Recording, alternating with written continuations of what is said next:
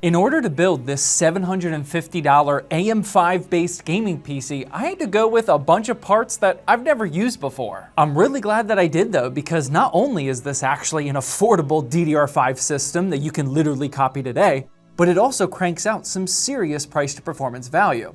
Here's the brand new Forza Horizon 6 running in ultra settings pretty smoothly, which you love to see. In today's video, I'm going to show you exactly how I built this PC and how you can copy this parts list for yourself, and then of course we'll benchmark it and even upgrade it a bit at the end. And real quickly, if you're new around here, my name is Zach, and showing you how to build budget gaming PCs like this is exactly what I'm about. I've made hundreds of other build guides just like this one. I have totally free PC building resources on my website, and we even sell pre-builts over there if you want to skip this whole process. I'm not trying to sway you one way or the other. I just want to show you all of the options, like this 2026 AM5 based gaming PC for $750. Let's get started.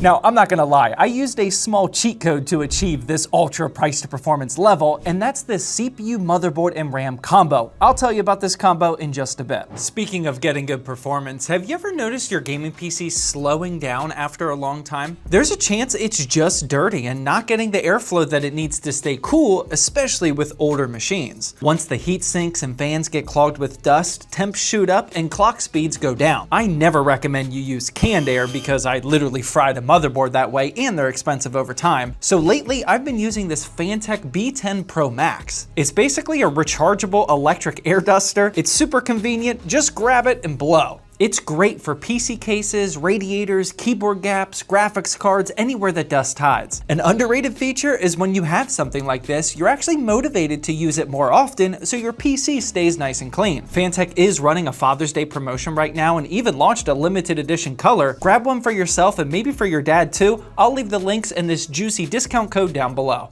Alright, so getting back to this combo, this is a Ryzen 5 7500X3D, the first part I've never used before, and also an ASRock B850M-C and a single 16 gig stick of G.Skill Flare X5 RAM. I'm taking full advantage of living next to a micro center now that I'm down here in Houston, Texas, and this is one of the active combos selling for exactly $300. I honestly don't think they're even making a profit on that combo. It's just too good of a deal. 16 gigs of DDR5 alone is almost $300 right now, but then you're adding an exclusive Micro Center X3D AM5 CPU and a motherboard to go along with it. That's absolutely crazy. Let's start with this CPU, and the reason I've never used it before is because of the exclusivity. It does sit on Amazon these days, but it's super overpriced to the point you shouldn't even consider it. It's mainly at Micro Center here in the States, and this is the most affordable X3D chip on AM5. It can also handle a much better graphics card than what I use today. More on that later. I'm not entirely sure why, but the 7500X3D came pre-installed into this motherboard though. But that's an ASRock B850M-C. It's not the highest quality motherboard, but we didn't run into any issues with it. It probably wouldn't be my first choice for an X3D CPU, but like I said, it works fine and gets the job done. There's also no built-in Wi-Fi, so if you're copying this at home, you might want to buy a USB dongle. And finally, the last component in this trifecta combo is the RAM, and this is just a single 16 gig stick of G.Skill Flare X5. It's clocked at 6000 megahertz with a CL36 rating, so honestly pretty good, but you may be wondering if a single stick of 16 gigs is good enough in 2026. We tested that, and also what it looks like when you add another stick on top of that as an upgrade, which you'll probably do in the future.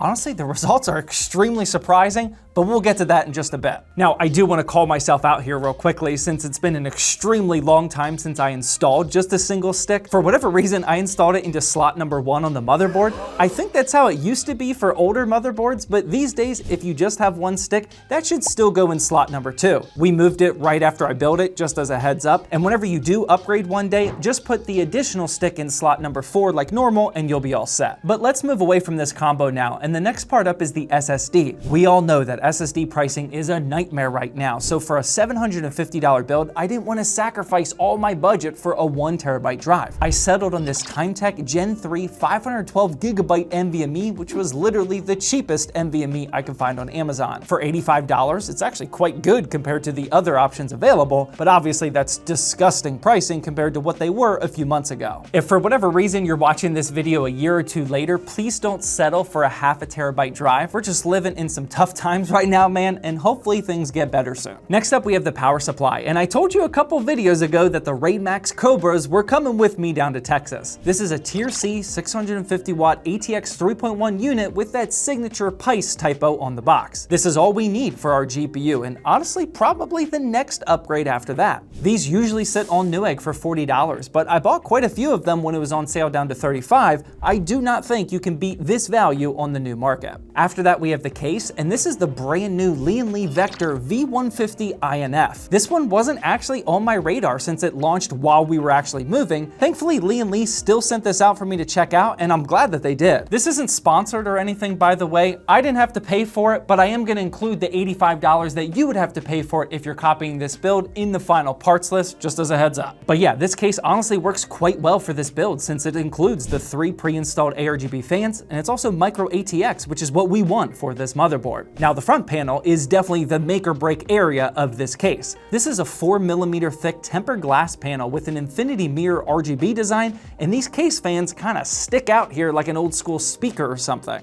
Honestly, I am not 100% in love with the design, but I have a feeling that some of you definitely will be. Other than that though, this looks like a normal V100R mini case, which I do really like. I'd honestly prefer that one since it's $20 cheaper, but if you like the design of this, I don't really have anything negative to say about this case. Oh wait, scratch that, I actually do. When building with it, I discovered that these fans all hook up to a proprietary fan hub. Not a huge fan that they did this, pun intended, because you can't daisy chain additional RGB fans to it. The cooler I'm going with for the 7500X3D is this Cooler Master Hyper 212 3D HP. This has a 3-pin ARGB fan connector, and there's just no way that I could daisy chain it to the rest of the case fans. It wasn't a big deal for me because the motherboard has 3 different ARGB ports to use, so we could still control everything with RGB software. But if you're using a cheaper motherboard that only has 1 ARGB port, that would become an issue, just as a heads up. But finally, we get to this GPU choice, and for a build like this, I honestly picked all of my other parts before getting to this one. My total cost pre-GPU was at $527. This only left me with about $200 to $250 to spend on the GPU, and have you seen what GPUs are available at that price range? Not many at all. Nvidia does have the RTX 5050, but most of those are at $300 these days, so I couldn't go with that. AMD doesn't have any current generation card below $300 anymore, but thankfully Intel does. They're actually the only manufacturer in this price segment right now, which is kind of crazy. This is an Arc B570, and this is yet another part that I somehow have never used before. I've used the B580 plenty of times, and that actually launched at $250, which was a steal and a half in terms of value, especially with the 12 gigabytes of VRAM. These days, that's a $300 card, and this 10 gig B570 slots in right underneath that. I got this one off Amazon for $260. Now, the cool part about this build is that it makes sense if you scale everything else with it up to a $300, $400, $500, or even $600 GPU. Honestly, I wouldn't have any problem slotting in an RTX 5070 in here if you really wanted to. The Tier C power supply may be getting pushed a bit, but I mean, it has the 650 watts that the 5070 needs and the 12-volt high power connector. This build can really scale depending on how much you want to spend. Since I was aiming for $750, the B570 was what made the most sense, the only sense actually, again, unless you're willing to buy a used graphics card, but we're about to find out why that still wasn't an amazing choice during the benchmarks. Before that though, here's what the final parts list is looking like, and I did end up going a bit over our target price, but it's 2026 and that's just kind of a normal thing right now. Honestly, this is still some incredible value considering we got an AM5 X3D CPU and DDR5 inside a build under $800. I don't really think that'd be possible without the cheat code of Micro Center though. Be sure to let me know in the comments if you don't want to see me utilize these combo deals too much, because I know most people don't live close by like I do now. I'm still not 100% sure how much I want to leverage that for these videos, but for right now, I mean, these deals are just too good to pass up. So let's jump into these benchmarks now though, and like I teased in the intro, here's the brand new Forza Ryzen 6. We cranked up the settings to 1080p Ultra and got a 73 average FPS, which looks pretty good. Here's Subnautica 2, which is another brand new title, and for this one, we had to drop dropped down to 1080p medium, but we still got a touch over the 60 FPS target mark. Arc Raiders looked pretty good in 1080p high with a 115 average FPS. Here's Resident Evil 9, also in 1080p high with 71 FPS. Fortnite got 296 FPS in 1080p Pro. That's probably mostly the X3D CPU putting in some overtime there. And also the same thing for Counter-Strike 2 because that got 280 FPS in 1080p Pro. The X3D CPU is an absolute monster, but unfortunately, the B570